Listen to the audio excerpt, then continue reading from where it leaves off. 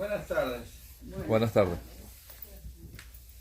Comenzamos nuestra clase hoy con nuestro versículo de memoria, nuestro versículo lema en Romanos capítulo 12, versículo 2. Dice lo siguiente: no os conforméis a este siglo, sino transformaos por medio de la renovación de vuestro entendimiento, para que comprobéis cuál sea la buena voluntad de Dios, agradable y perfecta.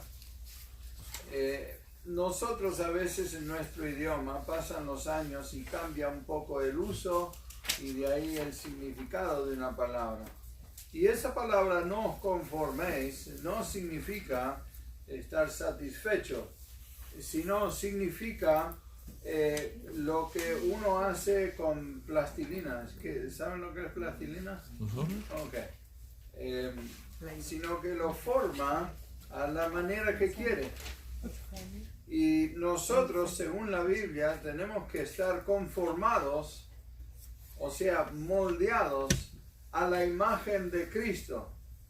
Y lo que la Biblia está diciendo en este versículo es: no se conformen a este mundo, no se parezcan, no imiten a este mundo, sino transformen su manera de pensar, renovando su mente.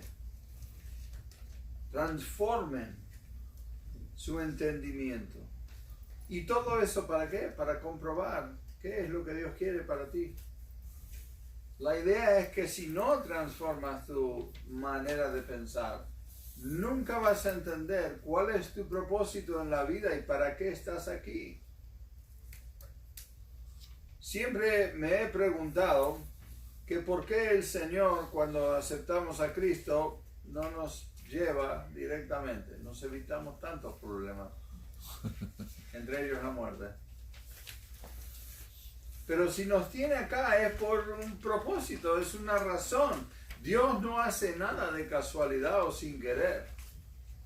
Si sigue latiendo nuestro corazón, si seguimos respirando, si seguimos teniendo ideas, es porque Dios tiene un propósito para nuestras vidas en esta tierra. El principal entre ellos es decirle a otros acerca del amor de Jesús. Y por eso tenemos que cambiar nuestra forma de vivir. Por empezar, no debemos estar viviendo para nosotros mismos. La vida no se trata de nosotros. No se trata de que Dios, a través de nuestras oraciones, tiene que complacernos, malcriarnos, darnos todo lo que queremos, y de alguna manera todo va a salir bien porque mi Diosito me cuida. Eso es una mentira de este siglo. No es la realidad de la palabra de Dios. Tenemos que entrar en razón que para algunos esta dificultad es el camino de ellos. Para otros esta otra dificultad es el camino de ellos. Pero no hay nadie aquí que no pase por esta vida sin tener dificultades y desafíos. La Biblia habla de ellos como tribulaciones. Ahora, en nuestra cosmovisión, tenemos que tratar de ver las cosas desde el punto de vista eterno o de Dios. Cómo Dios ve las cosas. Él ve una situación urgente que debemos tratar de rescatar a la mayor cantidad de personas posible. Él ama al pecador y ha extendido esta era de gracia, dándonos tiempo para hacerlo. Pero no ha cambiado su mandato. Esta tarde queremos hablar acerca de la filosofía. Y vamos a hablar de las 10 disciplinas al final, y más tarde vamos a seleccionar algunas en otras clases para hablar en detalle. Entre ellas voy a hablar de la economía. ¿Qué dice la Biblia acerca de la economía, las finanzas, el dinero, y cuál es el punto de vista bíblico ¿Qué tiene que ser nuestra cosmovisión bíblica con respecto al dinero? Voy a hablar también de la política. Entre otras cosas, le voy a decir exactamente por quién votar, sin decir el nombre. Porque la Biblia lo dice. La Biblia dice, esto es lo que yo quiero. A mí no me interesa lo que quiera el político. A mí me interesa lo que dice la Biblia que quiere Dios. Entonces, en cuanto a la política, la economía y muchas cosas más, debemos tener una cosmovisión, no de este siglo, sino transformarlo y ser bíblico. ¿Qué dice la Biblia? Porque si yo tengo que decidir en todas estas cuestiones, me pongo a pensar qué difícil es. Es complicado tomar decisiones en la vida, pero cuando la Biblia ya tomó las decisiones, es simple. Entonces debemos enfocarlo bíblicamente. Ahora queremos hablar de la filosofía en nuestra cosmovisión. Primero, como a mí me gusta hacer siempre, es definir nuestras palabras. Y para definir la filosofía, la palabra filosofía, busqué en el diccionario de la lengua española de la Real Academia, que dice lo siguiente: número 1, conjunto de saberes que busca establecer de manera racional los principios más generales que organizan y orientan el conocimiento de la realidad, así como el sentido del obrar humano. Después había como 4 de usos y ejemplos de cómo se usaba, pero llegamos a la definición número 6, que me gustó y se aplica a lo que estamos haciendo. Dice manera de pensar o ver las cosas. Es una filosofía que tenemos en la vida. Hay aquellos que tienen la filosofía que si hay un riesgo hay que correrlo. Hay aquellos que tienen la filosofía opuesta. Si hay un riesgo, nunca hay que tomarlo. Hay algunos que dicen, bueno, yo no juego nunca la lotería, porque la Biblia, bueno, sí, pero te subes a la 95 todos los días. Eso es jugar con tu vida. Eso es apostar a que no va a haber ningún accidente que te involucre. De alguna manera uno va al casino y invierte $100 y uno va a la 95 y arriesga su vida. Uno es necesario, otro es dinero que le sobra aparentemente. Uno, la palabra de Dios dice está bien hecho, el otro dice la palabra de Dios no juegues con ese dinero, no es tuyo. Entonces tenemos que ver la filosofía bíblica, no nuestra opinión. Yo lo hago. Si no te gusta, ahí tú. Así no es la vida cristiana.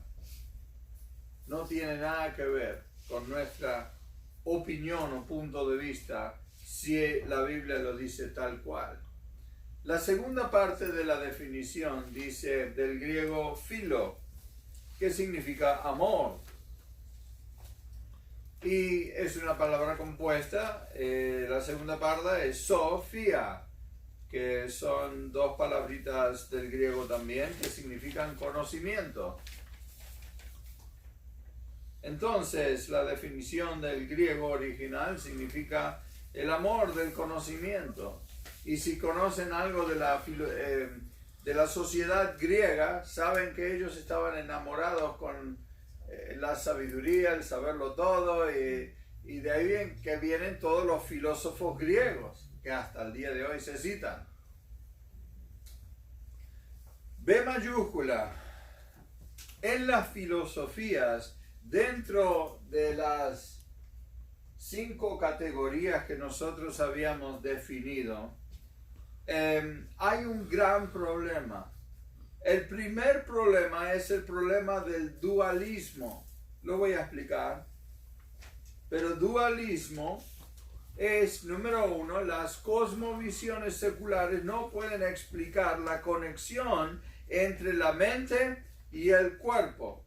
lo visible y lo invisible, la personalidad, la conciencia, etc. Porque acuérdense, la mayoría de estos, especialmente el naturalismo, dice que si no se ve no existe. Ellos no creen en Dios, así que todo lo que hacen difiere de Dios y todo lo que Él dice, porque Dios no existe, entonces no tiene validez lo que dice. Si la Biblia dice no matarás, no, ¿quién dijo? Dios no existe. Entonces el problema que hay, especialmente el naturalismo, es que obviamente existe la condición de un cuerpo sin personalidad o conciencia, y lo vemos en varias enfermedades. Lo vemos en condiciones como estado de coma, que muchas veces se le dice estado vegetal. Respira, hay ondas cerebrales, late el corazón, pero no hay conciencia, está inconsciente.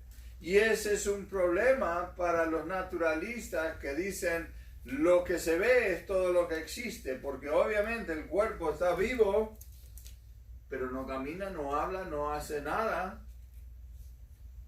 Nosotros sabemos por lógica que el cuerpo y nuestra personalidad son dos cosas distintas.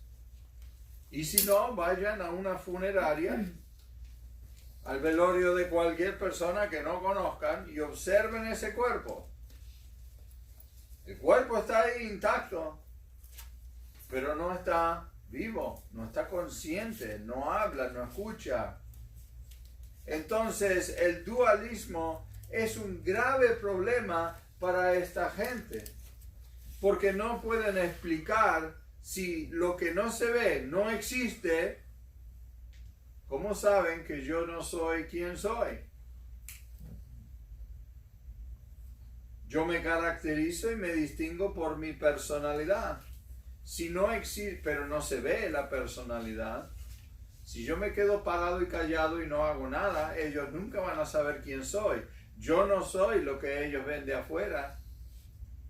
¿Entendemos? ¿Estamos todos de acuerdo? Sí. Entonces,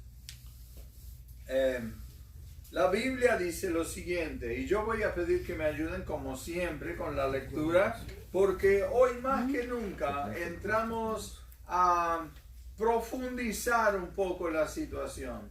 Hasta ahora habíamos estado en la superficie del tema, pero ahora vamos a profundizar y vamos a tocar muchos versículos de la Biblia y voy a necesitar su ayuda. Primero, la Biblia dice que fuimos hechos a la imagen de Dios. Primera Tesalonicenses 5:23. Y el mismo Dios de paz os santifique por completo, y todo vuestro ser, espíritu, alma y cuerpo sea guardado irreprensible para la venida de nuestro Señor Jesucristo.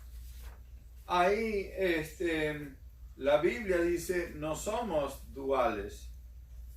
Dice que fuimos hechos a la imagen de Dios y somos tripartitos, igual que Él.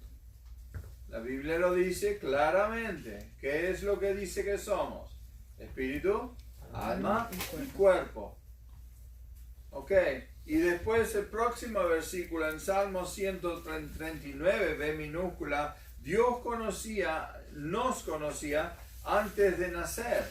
Porque tú formaste mis entrañas, tú me hiciste en el vientre de mi madre. Te alabaré, porque formidables, maravillosas son tus obras. Estoy maravillado, y mi alma lo sabe muy bien.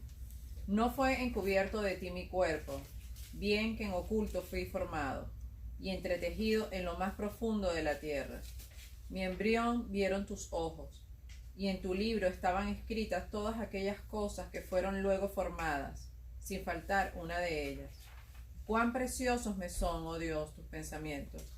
El salmista habla de su preexistencia mientras Dios formaba su cuerpo en el vientre de la madre. Habla del embrión que todavía no había nacido, pero que ya era una persona. porque la persona no se distingue por el cuerpo.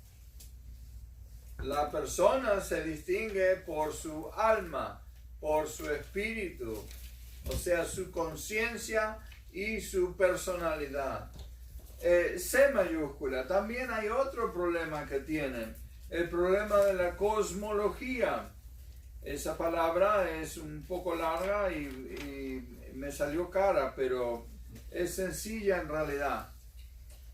Número 1, las cosmovisiones seculares no pueden explicar el origen de lo material sin dar lugar a lo espiritual, violando así su propia ciencia. La teoría de generación espontánea, o sea, la evolución, viola los principios científicos de la física. O sea, como ya habíamos mencionado en otra clase, la evolución dice que del nada les sumó nada, chocaron en un vacío y explotaron y produjeron todo lo que vemos. Y todo eso es científicamente imposible. La física lo niega. Algo no puede salir de la nada. La matemática lo niega. Es imposible que de la nada sea todo, porque se especulaba antes que del cuerpo putrefacto de carne podrida salía moscas. Ahora nosotros sabemos que no. Eso no es así. Salen de los gusanos. Y la larva es producida por moscas que van y ponen sus huevos. O sea, pero como no se veían y eran microscópicos, en épocas antiguas se creía que era generación espontánea. La vida sale de la nada. Sabemos hoy que eso es imposible. Nunca algo sale de la nada. Es imposible. Esas leyes no las inventé yo, son leyes de la física. Y es interesante que los científicos, los físicos, niegan sus propias leyes científicas al creer en la evolución. Porque lógica dice que tiene que haber un comienzo. Es que tiene que haber. Si ustedes no se acuerdan, hace varios años, 2 años creo, el doctor Ted Villafaña enseñó una serie de lecciones. Y él nos enseñó algo que los evolucionistas creen que todas sus teorías creen en el infinito.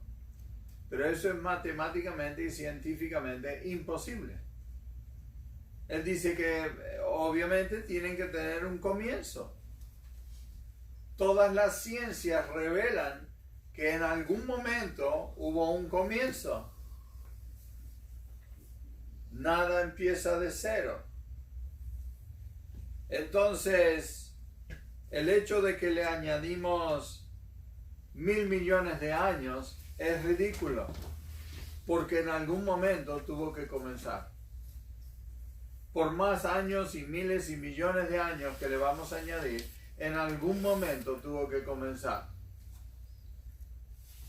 Ahora, entonces, si violan todas las leyes de la ciencia, ¿cómo es que esta gente tan inteligente no solo lo cree, sino que insiste en enseñarlo en los libros de texto del colegio? ¿Alguna vez se han preguntado? No, hasta el día de hoy, desde que Darwin escribió su primer libro, enseñan la teoría de la evolución y hasta el día de hoy no hay una sola prueba científica contundente. Hay un montón de teorías, un montón de dibujos que todos han sido falsos. Todos los huesitos, ¿se acuerdan que viene el dibujito del mono que va parándose de a poco? Es todo mentira. No existe nada de eso, pero están todos los libros. ¿Cómo es que esta gente lo cree? ¿Saben cómo es? Porque ellos dicen no hay Dios. Si no hay Dios, tiene que haber otra explicación. Tiene que haber una explicación naturalista. Porque no hay Dios. No puede ser Dios. Entonces yo opto por creer lo ridículo, lo absurdo, antes que creer a Dios. ¿Entienden? Por eso la Biblia dice, no se conformen a este siglo. Todo lo que este mundo da y enseña no sirve. Pero lo queremos creer porque los medios de difusión lo dicen. La gente inteligente lo dice. Los libros lo dicen. Usa tu razonamiento. Compáralo con la Biblia. Porque no hay más exactitud en ningún libro que la Biblia. Entonces, la Biblia dice con respecto a la cosmología, que es el origen de todas las cosas, por cierto. Dice lo siguiente en Génesis 1.1, ya lo saben de memoria. Dios creó todo lo que existe y dice que. ¿Qué dice ese versículo? En el principio creó Dios los cielos y la tierra, sí lo saben. Es tan sencillo. Y en ese versículo tenemos encerrado, pero tantas cosas teológicas, filosóficas, más tarde. Ok, vamos a llegar a eso. Pero ahora B minúscula es más específico. El apóstol Pablo en Colosenses 1 del 15 al 18 y no da lugar a dudas ninguna de lo que pasó en ese principio. El Génesis dice, Dios lo hizo todo. Pero en Colosenses 1, 15 a 18, fíjense lo que dice. Él es la imagen de Dios invisible, el primogénito de toda creación, porque en Él fueron creadas todas las cosas, las que hay en los cielos y las que hay en la tierra, visible e invisible, sean tronos, sean dominios, sean principados, sean potestades. Todo fue creado por medio de Él y para Él.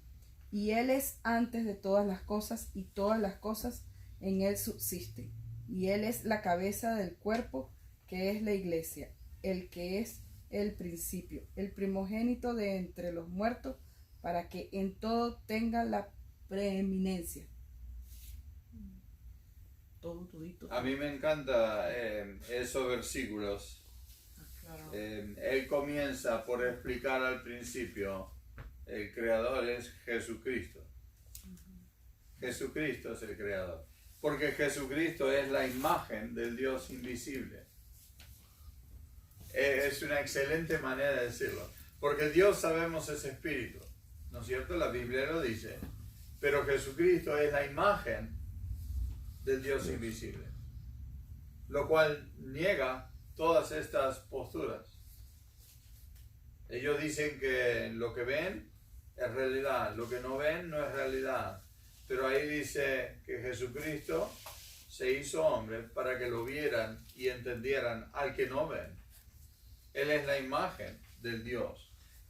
Entonces, el problema D mayúscula, esta es una palabra larga también, no se asusten de las palabras, tienen significados simples, que nadie los confunda con un vocabulario elegante porque no significa nada. Pero de todas maneras, yo estoy usando las palabras que usan en verdad los filósofos para que aprendamos el significado real de estas cosas. El problema de la epistemología, tal como lo escuchan, epistemología.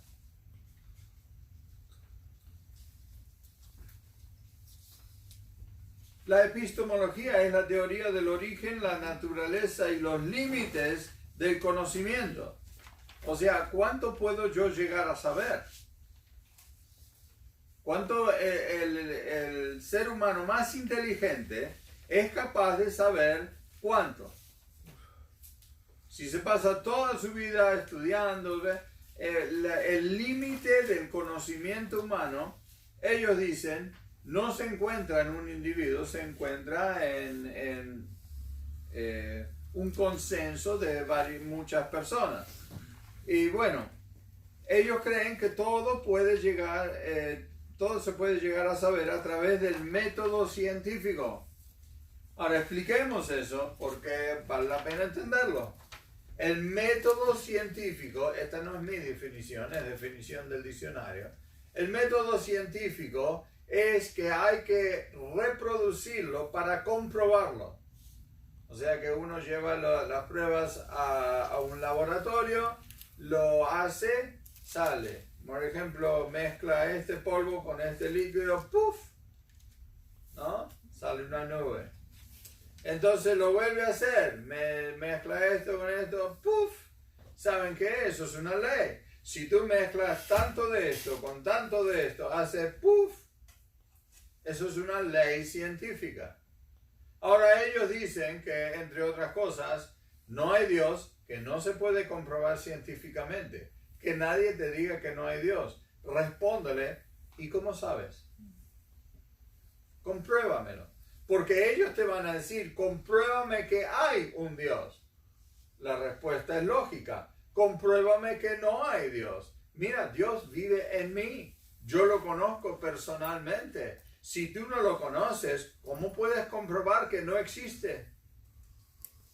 Es así de simple. No se dejen intimidar y controlar por alguien que usa estas palabras, por ejemplo. No significan nada.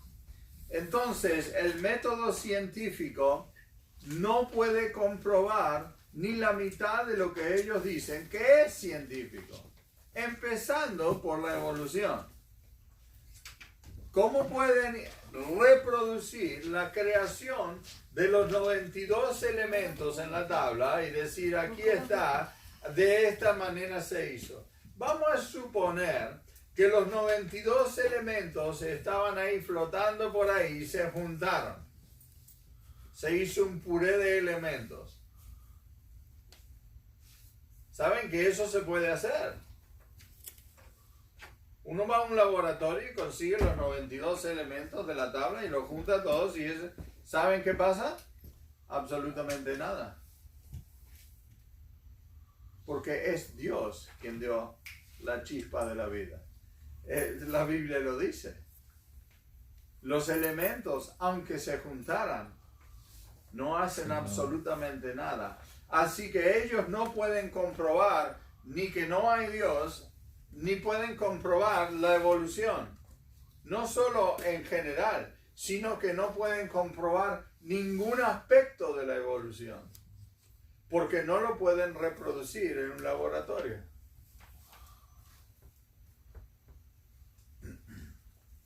Bueno, ¿y qué hacemos con todos estos huesos de dinosaurios? Eso no es ningún problema. La Biblia habla de dinosaurios. Yo no sé cuál es el problema. Yo no sé por qué hay tanto misterio con los dinosaurios. Eso no comprueba absolutamente nada. La Biblia menciona dragones inclusive, que siempre se cuestionó y pensó que era cosa de leyendas. Y no existieron. La Biblia habla de ellos. Así que no tenemos que ser intimidados porque ellos tampoco saben, ni lo pueden comprobar. Acuérdense Romanos capítulo 1, creyendo ser sabios, se hicieron necios. Hablan con palabras largas como cosmología, epistemología, no significa nada. La sencillez de la palabra de Dios es exacta, siempre, nunca falla. Ahora, lo que dice la Biblia con respecto a esto. El límite del conocimiento, ¿de dónde viene? ¿Cuál es el origen? ¿Cuánto podemos saber? Dios da el conocimiento, Proverbios 2:6. Porque Jehová da la sabiduría y de su boca viene el conocimiento y la inteligencia. Como les dije, es tan simple, tan al grano. La Biblia no es compleja, es directa.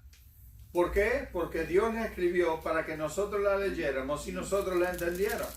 Pero no la podemos entender si nos metemos a leerla así. Tenemos que leerla así. porque la Biblia se interpreta a sí misma. Entonces no podemos leer un versículo y pretender que entendemos toda la Biblia. Hay que leer toda la Biblia, estudiar toda la Biblia. La Biblia no se contradice, entonces, mira, yo me sorprendo y me río cuando alguien viene y dice, oh, no, pastor, ¿y qué me dice esto? Han pasado 2000 años, ¿ok? No se te va a ocurrir nada a ti que no se le ha ocurrido a los mayores eruditos de toda la historia. Tú no eres un genio que vas a encontrar algo nuevo en la Biblia. Así que, tranquilo, anota tus preguntas, te voy a buscar una respuesta. No es tan complicado. Pero cuando alguien cree que, acá encontré, no es un misterio. Tú no eres el primero en leer la Biblia. Cuando salió, ¿se acuerdan las películas acerca de la Biblia? Que resulta que María Magdalena y Jesús tenían una relación, que qué sé yo, y no voy a mencionar el nombre porque es un lío. Bueno, salió de moda porque salió la novela y salió la película. Pero esa historia viene desde los tiempos de los romanos. Eso no es nada nuevo. Eso se comprobó hace 1800 años que era mentira. Nunca fue verdad. La Biblia dice que no fue verdad. Entonces, alguien ganó mucho dinero basado en tonterías. Quiero examinar algo. Sin tener una relación con Dios, no hay sabiduría. Es que no la hay. Uno, para empezar a poder entender la Biblia, primero tiene que dar ese paso de fe y el Señor te abre los ojos. Si no, no. Y ahí te quedas al menos que des el siguiente paso de fe. Y tu vida va creciendo a medida que des pasos de fe. ¿Y cuándo se termina eso? Cuando veas al Señor en el cielo. Toda tu vida vas a tener que crecer dando pasos de fe que nunca son fáciles. Una vez que aceptas a Cristo, vas a tener que decir, yo voy a ser bautizado. ¿Por qué? Jesús lo dice, Jesús lo hizo, yo lo voy a hacer. El primer paso. Si no te has bautizado, no vas a ver el segundo paso. Ahí te quedas. Confundido en tu vida, estancado espiritualmente, preguntándome por qué no soy feliz. Porque no estás siguiendo al Señor. Claro. Vienen otros pasos. De duda, de miedo, de confianza. Siempre tiene que ver con la fe. ¿Por qué? Porque como nos dice Hebreos, sin fe es imposible agradar a Dios. Siempre Dios te requiere fe. Y cuando das el paso de fe, Salmos 119, 105, lámpara es a mis pies tu palabra, lumbrera a mi camino. Es cuando estamos llevando una lámpara, no ilumina a 1000 metros, ilumina donde yo estoy caminando. ¿Para qué? Para que des un paso. Eso es la palabra. Entonces cuando tú das un paso, ¿dónde está la lámpara iluminando? Para otro paso. Es así de simple. En mayúscula, el problema de las 10 disciplinas. Bueno, número 1, las cosmovisiones seculares no pueden explicar las leyes naturales como el bien y el mal, por ejemplo. ¿Por qué hay en todas las culturas del mundo, en todos los idiomas, en todos los pueblos, todos los países, todas las tierras, hay un concepto de bien y mal? ¿Por qué? ¿Quién puso eso ahí? ¿Quién le dice a los indígenas en Nueva Guinea y a los pigmeos del Congo y a los siberianos que se mueren de frío? ¿Quién dice? Todos tienen este concepto del bien y del mal. Matar a otra persona está mal. ¿Quién les dijo eso? Si no es Dios. Entonces, las cosmovisiones seculares no pueden contestar las preguntas acerca de las diferencias entre los sexos. El esfuerzo hoy es decir, es igual. Es más, puedes elegir tu sexo. Puedes, si te da la gana, te cambias. ¿Sabes qué? Puedes hacerte las operaciones que te dé la gana. Sigue siendo lo que tu ADN dictó Dios que fueras. No cambia nada. Es como hacerte cirugía estética y hacerte una nariz así. No cambió lo que eres adentro. Cambia tu apariencia nada más. No saben cómo hacer porque ellos le quieren dar derecho a todo tipo de persona. Y yo no estoy hablando mal en contra de ningún individuo, porque Dios es el juez, yo no soy el juez. Yo digo lo que dice la Biblia nada más. Yo no soy juez del pecado de un individuo, porque yo no quiero que a mí tampoco me juzgue nadie. Entonces, tampoco pueden contestar nada sobre el ADN. El ADN impide que la evolución sea posible. Es imposible. Y lo sabían desde 1953 con el descubrimiento del ADN. Es imposible la evolución, pero lo siguen enseñando. ¿Por qué? Porque ellos creen que no es posible tener un Dios. Dios no existe. ¿Por qué? Porque no se ve. Ellos creen que lo único que se ve es lo que existe. Lo que no se ve no existe.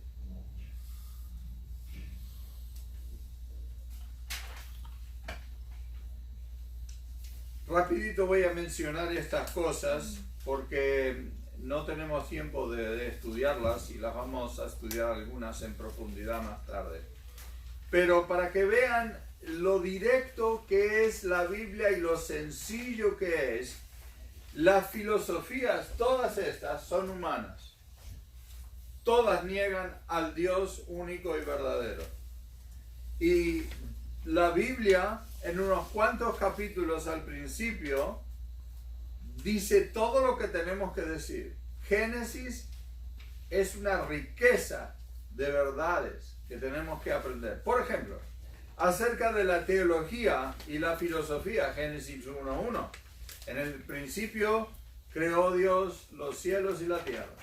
O sea que todos los elementos que consiste en el aire y todos los elementos que consisten en la tierra, lo hizo Dios. No existía nada antes de eso. Teológicamente comienza con el primer término para Dios en el hebreo original, dice Elohim. Ya hemos hablado de eso. Elohim significa plural. Y si lo creó Dios. Pero es plural. Más tarde en Génesis 1 dice, hagamos al hombre a nuestra imagen.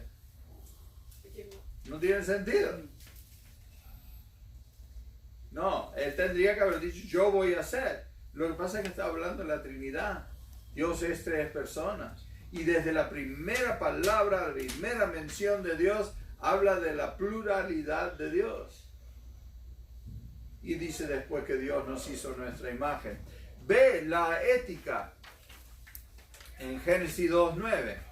El conocimiento del bien y el mal. ¿Se acuerdan que yo les pregunté de dónde viene? Vamos a leer ese versículo. Jehová Dios hizo nacer de la tierra todo árbol delicioso a la vista y bueno para comer. También el árbol de vida en medio del huerto y el árbol de la ciencia del bien y del mal. Dios hizo un árbol y les digo, no coman de este árbol, porque yo no quiero que sepan la diferencia entre el bien y el mal. Hasta ese punto Adán y Eva solo sabían el bien. Eran puros y santos igual que Dios. Y Dios dice, no se contaminen. Una vez que desobedecieron, nunca más eran santos. O sea, Génesis está ahí. Bueno, vamos a ir rapidito porque no hay tiempo para leer todos esos versículos. Es imposible. Lo haremos en otras oportunidades. La biología y el ADN. Bueno, Génesis habla de eso en el primer capítulo, versículo 21. por donde habla de que cada criatura que Él hizo es después de su género. O sea, las vacas no dan a luz ovejas. Cada uno según su género se reproduciría. Simple. Entonces, la sociología de minúscula, Génesis 2:7, la sociología y la ecología en Génesis 1:28, donde habla de para qué Dios hizo al hombre. Después la ley, en Génesis 3:11, Dios establece la ley, dice yo te mando. Por primera vez Dios dice yo te mando. Él es la ley, Él establece eso. Hasta ahora era una sociedad en que no había pecado, eran amigos, se consultaban todos los días, pasaban tiempo en comunión todas las tardes, pero en ese momento, en Génesis 3, Dios dice, te mando. Él pasa a ser la ley. ¿Por qué? Porque Él sigue siendo santo y el hombre ahora es pecador. Génesis 3. En la política, la política y la ley, en Génesis 9:6. Es increíble. Dios no sale de Génesis que ya está hablando de política. La economía.